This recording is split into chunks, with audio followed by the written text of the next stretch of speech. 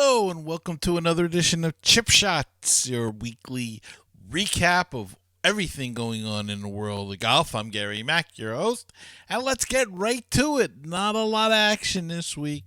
Only two tours really in action of the major tours. The PGA Tour and actually the LPGA wasn't in action, but a lot of their stars played an event that was sponsored by the LET, the Ladies European Tour. So let's get right to that.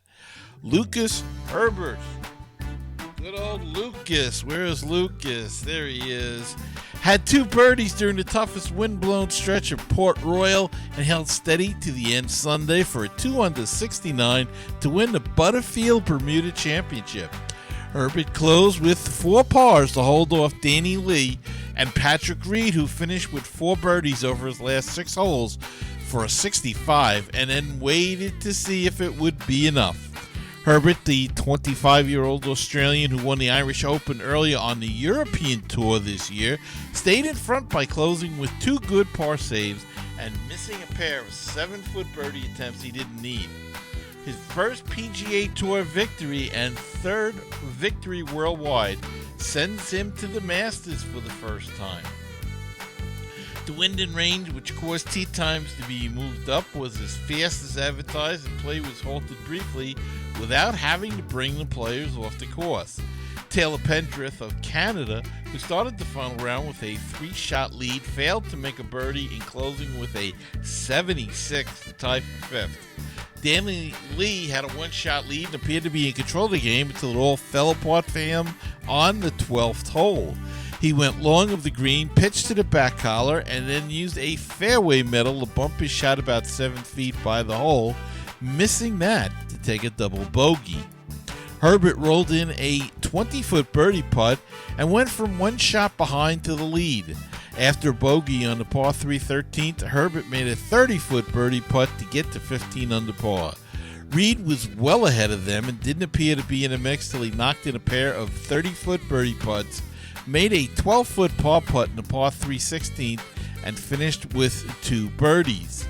That wasn't the best round of the day, however. Scott Stallings started 14 shots behind, began his round on number 10, and pulled to within two shots before running out of birdies. Stallings still managed a 62 and went from a tie for 50th to a tie for 5th. Patrick Rogers had a 70 and finished alone in 4th. Wow, that Scott Stallings had some round. Congratulations to him. And to our winner, Lucas Herbert, who just played well in just awful conditions in Bermuda. You think Bermuda, you think, wow, beautiful, lovely weather. Well, not so much. Where the weather was beautiful was in Dubai, though, and while the LPGA was off, the LET, Ladies European Tour, had an event in Dubai called the Dubai Moonlight Classic, played under the lights, and it was England's Bronte Lohr who won her first Ladies European Tour title with the victory. A 26-year-old produced an impressive final round of 64 to edge a shot clear of Mexico's Maria Fassi at Emirates Golf Club. Lohr played her last 8 holes in 6 under par, thanks to an eagle and 4 birdies. Lohr last celebrated a victory in May 2019 when she won the Port Silk Championship on the LPGA Tour, 2 different tours. She was tied with Fassi heading into the final day of competition and started on the 18th due to a shotgun start. In the end, Lohr's dominant 15 under par finish was too much for the Mexican, despite Fassi posting a respectable closing round of 68. So kudos to Bronte Lohr, played very well indeed. Can't say the conditions were tough. The golf course was in excellent shape, but if you're not used to playing at night, it is different. Just watching it is different. I'm surprised that more courses here in the United States do not have lights on them. There are a couple, I believe, in Florida that have lights on them, but I know here on Long Island, where I live, there was an experiment 2 summers ago at a county park. They had portable lights brought in and had during the summertime, and but these in Dubai, it looks like they are permanent fixtures, and it's a it's not quite as good as a ballpark baseball game, but it's an interesting thing, and I'm hoping to try it someday. Maybe not in Dubai. Hopefully, they'll do it again in New York. But it's an interesting thing. If anybody's ever played night baseball in a municipal, park, or county park, city park, whatever, that has a lighted base, it was kind of that feel. At least that's what it looked like on television. I think the toughest part probably would be putting, because of the shadows you get, and you may not be able to read the grass as well. But all in all, it was a pretty cool thing to watch, and didn't seem to bother Bronte Law too much. So congratulations to him. All right, let's take a really quick break and come back after this. Sponsor an ad on the podcast. Support our show and let people know about your business. Email us today. 516-619-6341. That is the voicemail hotline if you'd like to leave a question, a comment, anything at all. Just call that number, 516-619-6341, and we'll play it on the air. Or if you'd like to be old-fashioned and send me an email, send it to talkinggolf@gmail.com. That's talkinggolf@gmail.com.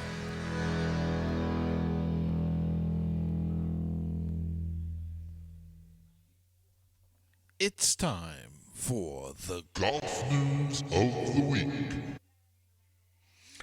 All right, and on this week's Golf News, Greg Norman, yes, the Shark, will serve as the Chief Executive Officer of LIV Golf Investments as part of an unveiling of 10 new marquee events on the tour over the next 10 years. He will also be the commissioner of this so-called tour. The Asian Tour announced that they're going to join together. Norman has also been tapped to serve as commissioner of the new Greg Norman will serve as the Chief Executive Officer of LIV Golf Investments as part of an unveiling of 10 new marquee events on the tour over the next 10 years, the Asian Tour announced last Friday. Norman has also been tapped to serve as commissioner of the new Saudi-funded golf league expected to compete with the PGA Tour, behind an investment of more than $200 million. The series of events is expected to begin in 2022 with tournaments staged in Asia, the Middle East, and Europe. The company Norman is heading, LIV Golf Investments, is backed by the Public Investment Fund, which is one of the largest sovereign wealth funds in the world that operates on behalf of the Saudi government. This is the single biggest development in the history of the Asian Tour and a major milestone for professional golf. Cho Min Tant, Commissioner and Chief Executive Officer of the Asian Tour, said in the release. The opportunity will secure unprecedented new playing opportunities, establish new player pathways, allow us to compete commercially with other sports, and enhance our social agenda. How this is going to work, I don't know. They've there's been another attempt at a league to go against the PGA Tour.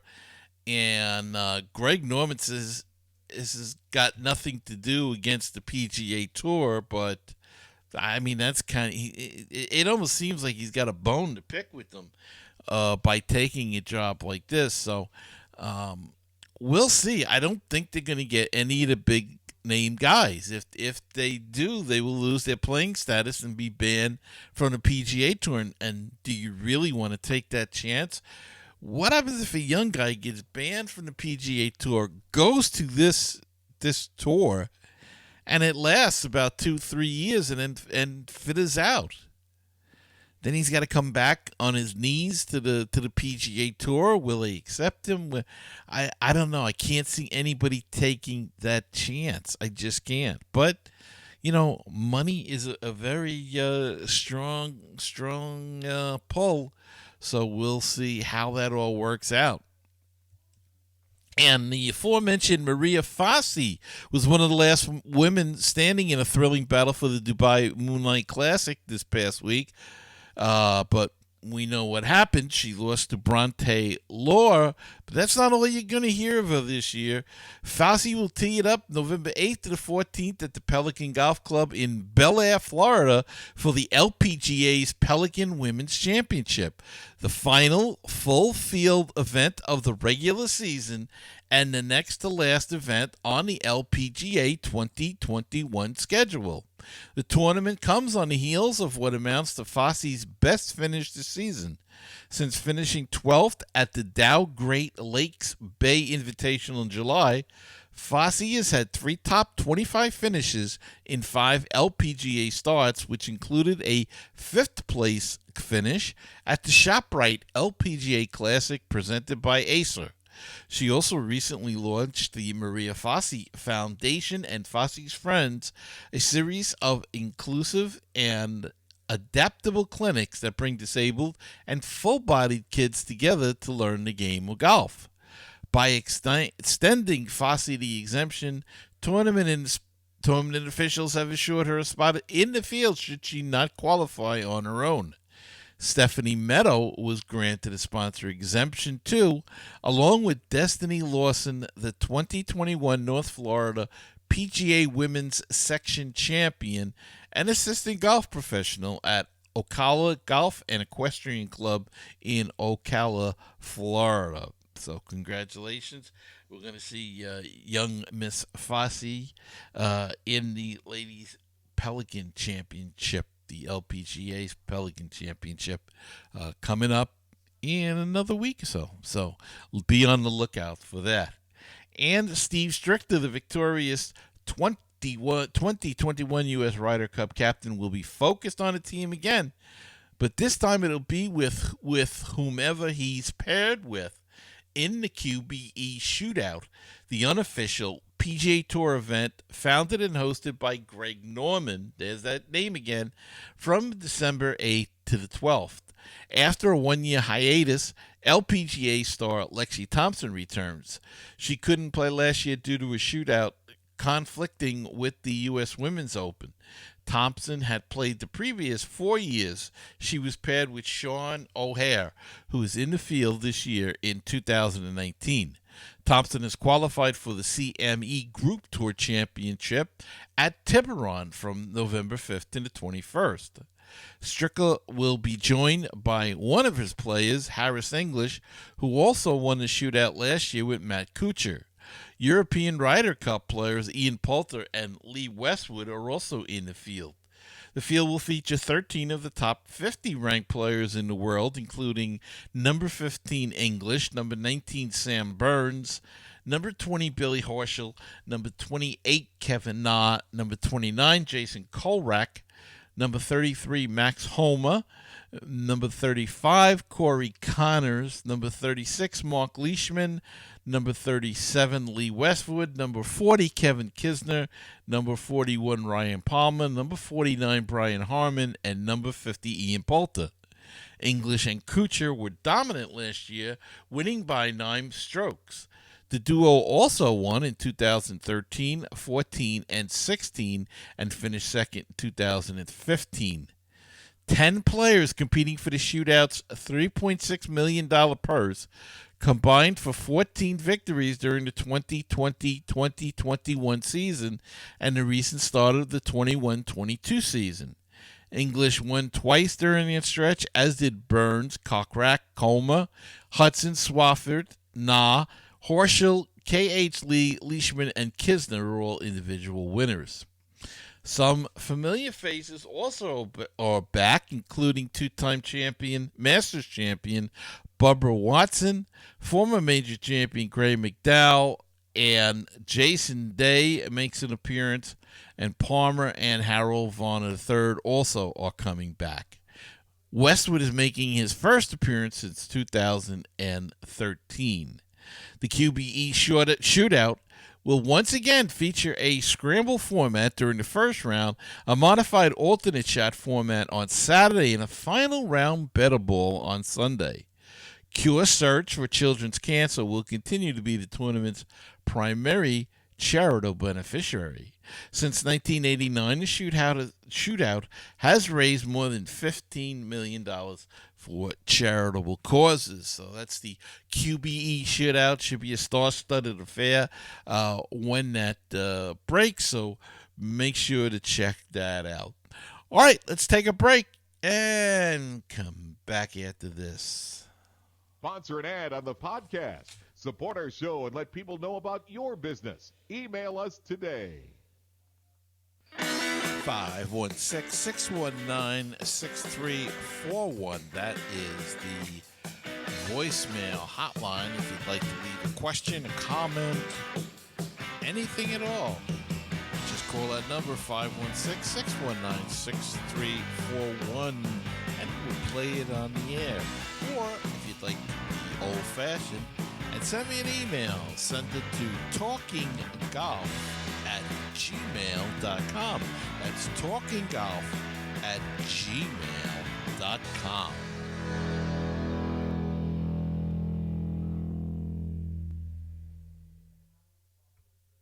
Okay, it's back in time to check out the calendar on this week. Let's see what is on the schedule. The PGA is holding the Worldwide Technology Championship, and Victor Hovland is the defending champion in that one. The PGA Tour Champions is in action as they get ready for their final event. They are playing the Timber Tech Championship. Darren Clark is defending at that event, and the LPGA Tour is off, but the European Tour is in action, and they are in Portugal playing the Portugal Masters. So that's the calendar for next week. Again, a little light on the events, but what can you do? That's the way it goes at this time of year. All right. That's going to wrap it up for this week's show. Not much more to report on. I hope you enjoyed the show, and I hope that if you're watching on YouTube, you hit the subscribe button and also hit that like button. It'll make the YouTube analytics people so happy, and me as well. And don't forget to subscribe to the audio if you enjoy listening to the audio edition, or version, I should say, of the podcast at anchor.fm/ChipShots. Check us out there, and you can also support the show through that effort, if you wish, by clicking on the support button on the Anchor page. So if you'd be kind to do that and throw a through shekels our way, that would be greatly appreciated as well. And if you listen to the show on some other means, as Apple Podcasts or Google Play, Pocket Cast, Overcast, Radio Public, Stitcher, wherever you listen to the podcast, please hit the subscribe button so you never miss an episode, and it helps to grow the show and expand to new listeners. So until next time, thank you all for your support, and remember, as you walk down the fairway of life, you must smell the roses, for you only get to play one round. And I'll see you next time on another edition of Chip Shots.